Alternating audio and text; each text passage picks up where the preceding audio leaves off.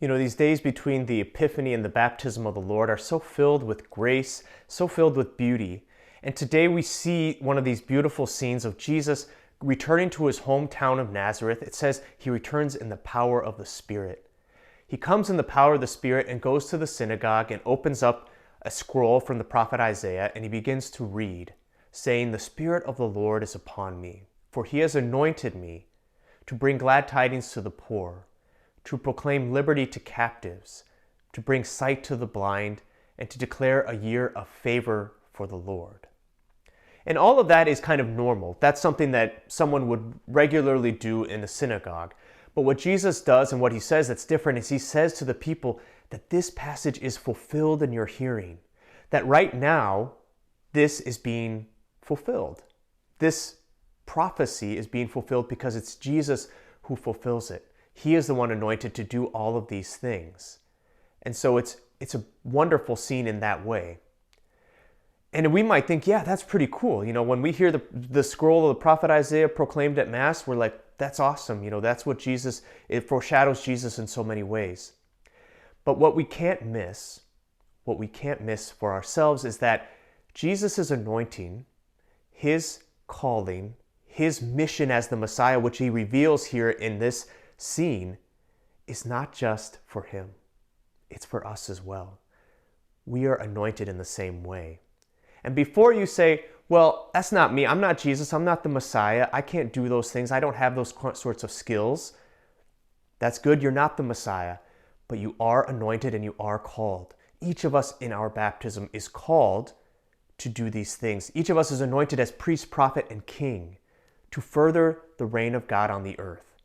This is how Jesus' work continues on earth. It's through us, through his baptized members, through the church. St. Andre Bessette, the saint we celebrate today, was born a frail baby. He was actually baptized in the hospital because it was thought he might die. But he grew up, and he grew up very devout. He had a very great devotion, especially to St. Joseph. And his parish priest recognized this and sent him to the order of the Holy Cross. And they almost rejected him because of his frail health as well. But they made him a lay brother, and they made him the porter, meaning the kind of the doorman for the order. But he was so gracious and so filled with the Spirit in that time. And in his free time, he would go to visit the sick. And there are many miracles attributed to St. Andre Bessette. When he would pray for people who are sick, they would get healed, they would get better. And he would attribute that to the intercession of St. Joseph, which is good because he knows it's not him who's healing, but it's through the power of Jesus, through the intercession of the saints. This is our call as well.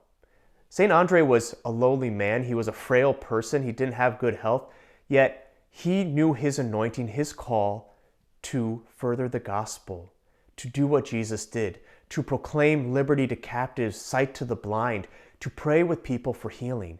It's our call as well, brothers and sisters. We can't sit on the couch anymore.